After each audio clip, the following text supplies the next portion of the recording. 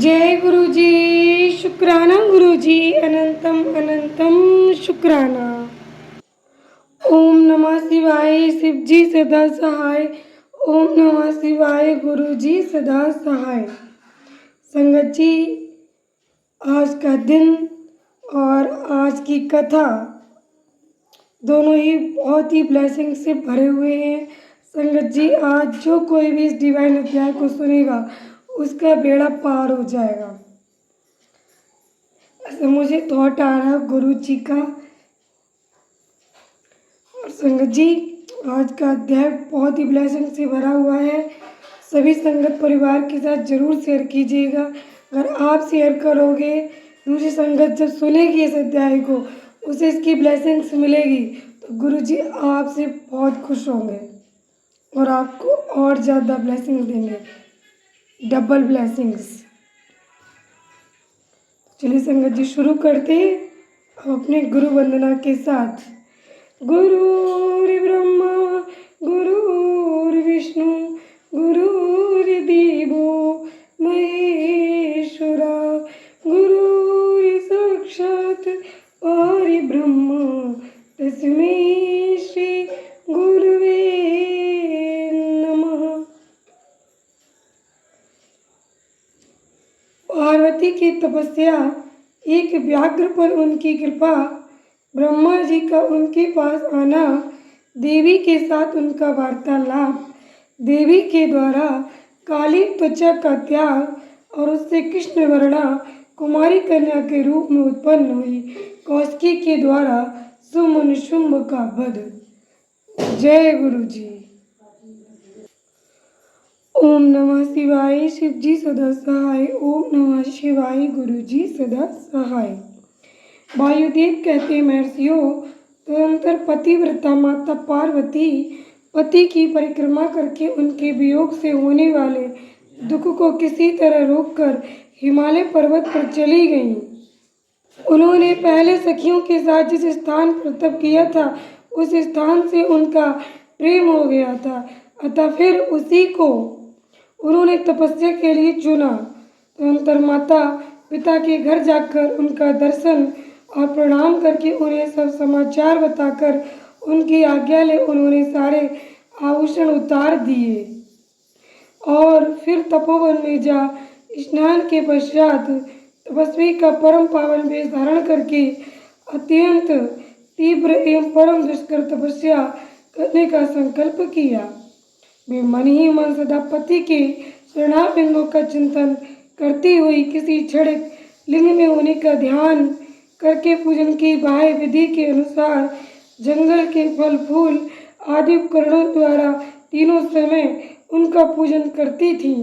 भगवान शंकर ही ब्रह्मा का रूप धारण करके मेरी तपस्या का फल मुझे देंगे, ऐसा दृढ़ विश्वास रखकर प्रतिदिन तपस्या में लगी रहती थी। इस तरह तपस्या करते करते जब बहुत समय बीत गया, तब एक दिन उनके पास कोई बहुत बड़ा व्याघ्र देखा गया। वह दुष्ट भाव से वहाँ आया था। पार्वती जी के निकट आते ही उस दुरात्मा का शरीर जड़वत हो गया। वह उनके समीप चित्रलिखित सा दिखाई देने लगा। दुष्ट भाव से पास आए उस व्याघ्र को देखकर भी देवी पार्वती साधारण नारी की भांति स्वभाव से विचलित नहीं हुई। उस व्याघ्र के सारे अंग अकड़ गए थे। वह भूख से अत्यंत पीड़ित हो रहा था और ये सोचकर कि यही मेरा भोजन है, निरंतर देवी की ओर ही देख रहा था। देवी के सामने खड़ा खड़ा वह उनकी तपस्या सी करने लगा। इधर देवी के हृदय में सदा यही भाव आता था कि ये व्याघ्र मेरा ही उपासक है, दुष्ट वन जंतुओं से मेरी रक्षा करने वाला है। ये सोचकर भी उस पर कृपा करने लगी। उन्हीं की कृपा से उसके तीनों प्रकार के मल तत्काल नष्ट हो गए। फिर तो उस व्याघ्र को सहसा देवी के स्वरूप का बोध हुआ। उसकी भूख मिट गई और उसके अंगों की जड़ता भी दूर हो गई। साथ ही उसकी जन्म सिद्ध दुष्टता नष्ट हो गई और उसे निरंतर तृप्ति बनी रहने लगी। उस समय उत्कृष्ट रूप से अपनी कृतार्थता का अनुभव करके वह तत्काल भक्त हो गया और उन परमेश्वरी की सेवा करने लगा।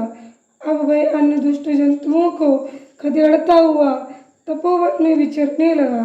इधर देवी की तपस्या बढ़ी और तीव्र से तीव्रतर होती गई। देवता शुंभ और दैत्यों के दुराग्रह से दुखी हो ब्रह्मा जी की शरण में गए। उन्होंने शत्रुपीड़ जनित अपने दुख को उनसे निवेदन किया। शुंभ और निशुंभ वरदान पाने के घमंड से देवताओं को जैसे तैसे दुख देते थे, वह सब सुनकर ब्रह्मा जी को उन पर बड़ी दया आई। उन्होंने दैत्य वध के लिए भगवान शंकर के साथ हुई बातचीत का स्मरण करके देवताओं के साथ देवी के तपोवन को प्रस्थान किया। वहाँ सुरश्रेष्ठ ब्रह्मा ने उत्तम तप में परिनिष्ठित परमेश्वरी पार्वती को देखा। वे संपूर्ण जगत की प्रतिष्ठा सी जान पड़ती थी। अपने श्री हरि के तथा रुद्रदेव के भी जन्मदाता पिता महामाहेश्वर की भार्या आर्या जगत माता गिरिराज नंदिनी पार्वती जी को ब्रह्मा जी ने प्रणाम किया। देवगणों के साथ ब्रह्मा जी को आया देख देवी ने उनके योग्य अर्घ देकर स्वागत आदि के द्वारा उनका सत्कार किया। बदले में उनका भी सत्कार अभिनंदन करके ब्रह्मा जी अनजान की भांति देवी की तपस्या का कारण पूछने लगे। ब्रह्मा जी बोले, देवी, इस तीव्र तपस्या के द्वारा आप यहाँ किस अभिष्ट मनोरथ की सिद्धि करना चाहती हैं? तपस्या के संपूर्ण फलों की सिद्धि तो आपके ही अधीन है। जो समस्त लोगों के स्वामी हैं, उन्हीं परमेश्वर को पति के रूप में पाकर आपने तपस्या का संपूर्ण फल प्राप्त कर लिया है। अथवा ये सारा ही क्रियाकलाप आपका लीला विलास है। परंतु आश्चर्य की बात तो ये है कि आप इतने दिनों से महादेव जी के बेरे का कष्ट कैसे सह रही हैं? देवी ने कहा, ब्राह्मण, जब सृष्टि के आदिकाल में महादेव जी से आपकी उत्पत्ति हुई सुनी जाती है, तब समस्त प्रजाओं में प्रथम होने के कारण आप मेरे ज्येष्ठ पुत्र होते हैं।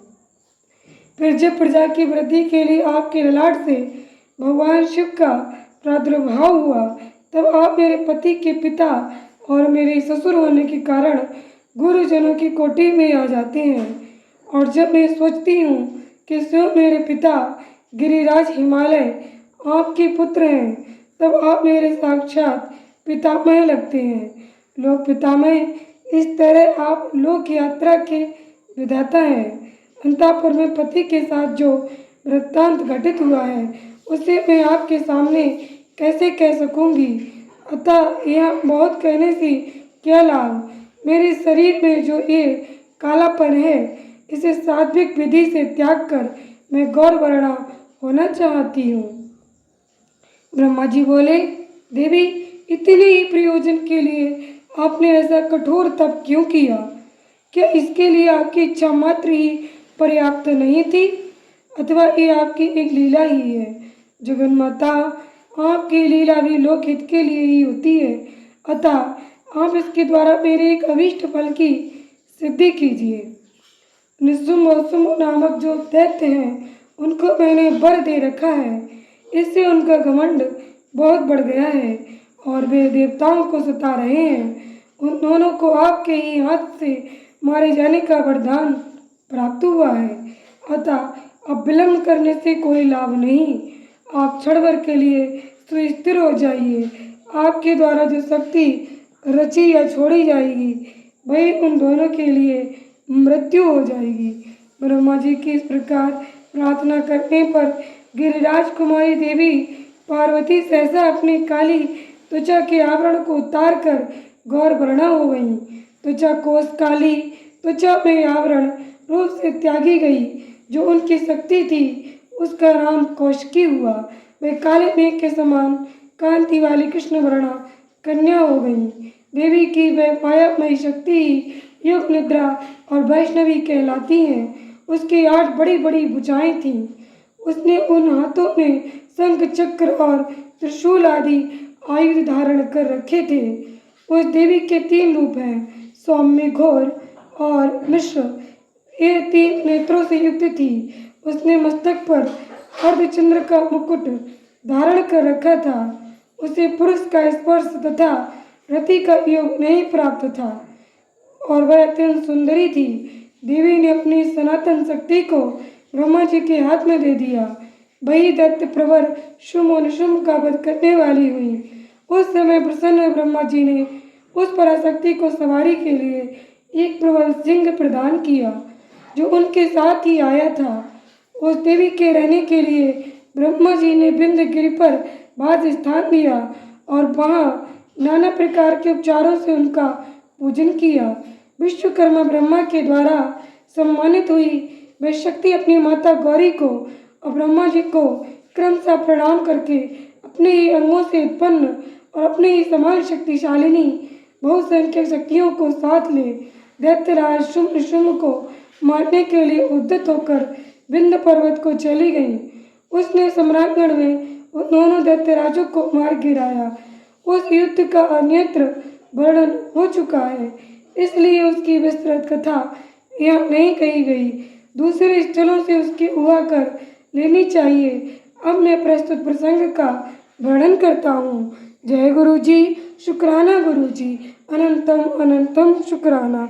ओम नमः शिवाय, शिव जी सदा सहाय।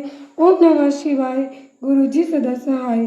संगत जी, आज का हमारा ये अध्याय यहीं पर संपूर्ण हुआ। आप और आपका परिवार सदा स्वस्थ, सुखी, समृद्ध रहे। संगत जी, गुरु जी आज बहुत ही प्यारी ब्लेसिंग्स दे रहे हैं। आप सभी दर्शन कीजिए। गुरु जी ज्योत में पूर्ण रूप से विराजमान हैं। देखिए, समस्त शक्तियों के साथ ब्रह्मा, विष्णु, महेश, गौरी, समस्त शक्तियों के साथ गुरु जी विराजमान हैं। इस शक्ति का आप सभी दर्शन करें और इस सभी संगत परिवार के साथ शेयर करें।